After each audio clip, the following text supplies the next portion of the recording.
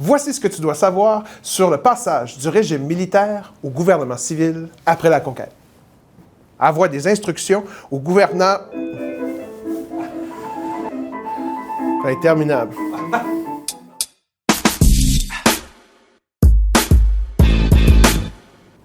Comment les Britanniques administrent-ils la colonie après la conquête? En 1760, la capitulation de Montréal marque la fin de la guerre de la conquête dans les colonies françaises et britanniques d'Amérique du Nord. Dans la vallée du Saint-Laurent, ce sont d'abord les militaires britanniques qui gouvernent la colonie sous ordre du roi en attendant la fin de la guerre de 7 ans en Europe. Durant ce régime militaire, l'objectif est de reconstruire les bâtiments détruits et les campagnes dévastées par la guerre. Sous le régime militaire, la population de la colonie doit respecter les conditions imposées par les autorités britanniques.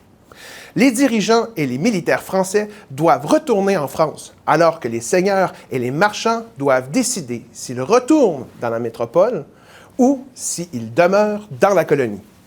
Au bout du compte, la guerre de la conquête et le changement d'empire poussent environ 4000 personnes à quitter le Canada pour la France.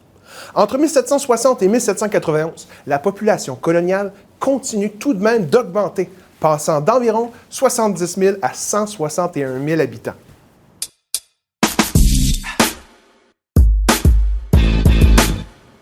Quelles sont les conséquences du traité de Paris et de la proclamation royale de 1763? En 1763, le traité de Paris met fin à la guerre de 7 ans en Europe. Ce traité officialise la prise de possession du Canada, de l'Acadie, de l'île Saint-Jean et de l'île Royale par les Britanniques. Quelques mois plus tard, la Grande-Bretagne adopte la Proclamation royale de 1763, une première constitution pour sa nouvelle colonie. La Nouvelle-France se nomme maintenant la province de Québec, la Province of Quebec, comme on le dit à l'époque, et son territoire est restreint à la vallée du Saint-Laurent. La Proclamation royale a pour objectif d'implanter les institutions britanniques dans la colonie.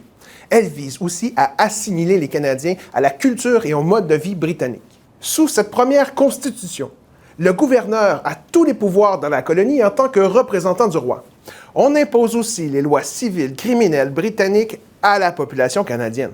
De plus, pour éviter la présence de catholiques dans le conseil du gouverneur, les conseillers doivent prononcer le serment du test, c'est-à-dire, ils doivent prêter allégeance au roi et refuser l'autorité du pape. Les Canadiens, qui sont catholiques, ne peuvent pas refuser l'autorité du pape pour respecter leur religion. Ils sont donc écartés des postes de pouvoir.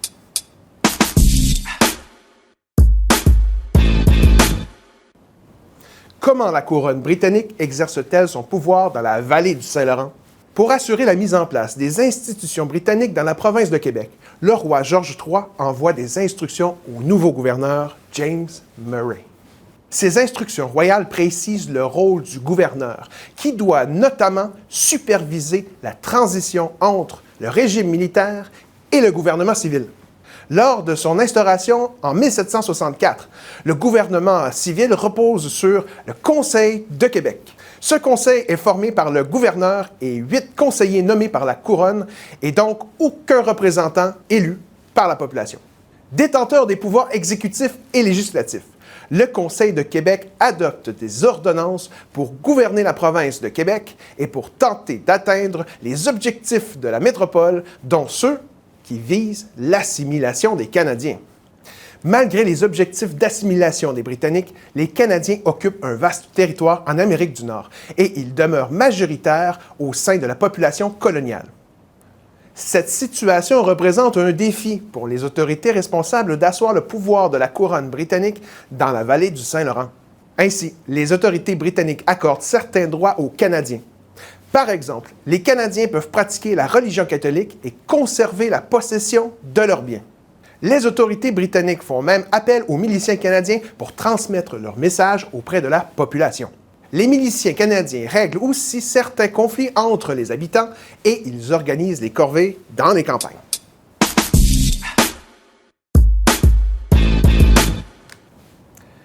Comment le changement d'empire transforme-t-il les relations diplomatiques entre les Autochtones et les Européens?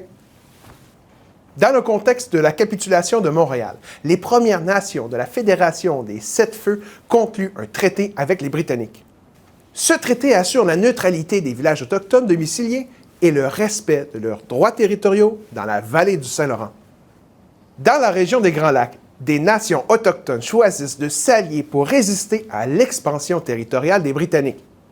En 1763, ces nations menées par le chef Anishinaabe Pontiac s'emparent de plusieurs forts britanniques. Ils organisent aussi des raids contre les colons des 13 colonies. La révolte de Pontiac prend fin en 1766 parce que les Autochtones ont de la difficulté à contrôler certains forts stratégiques et parce que des épidémies de variole frappent leurs rangs. Dans des lettres envoyées à ses officiers, le général britannique Amherst fait d'ailleurs part de sa volonté de propager cette maladie chez les nations en guerre. Dans l'ensemble, la révolte de Pontiac incite la couronne britannique à réserver un vaste territoire aux Premières Nations dans la proclamation royale de 1763. Malgré cette reconnaissance des droits territoriaux autochtones, les 13 colonies poursuivent leur expansion vers l'ouest dans les années 1770. Pour tenter de freiner ce mouvement, les autorités britanniques élargissent les frontières de la province de Québec avec l'adoption de l'Acte de Québec de 1774.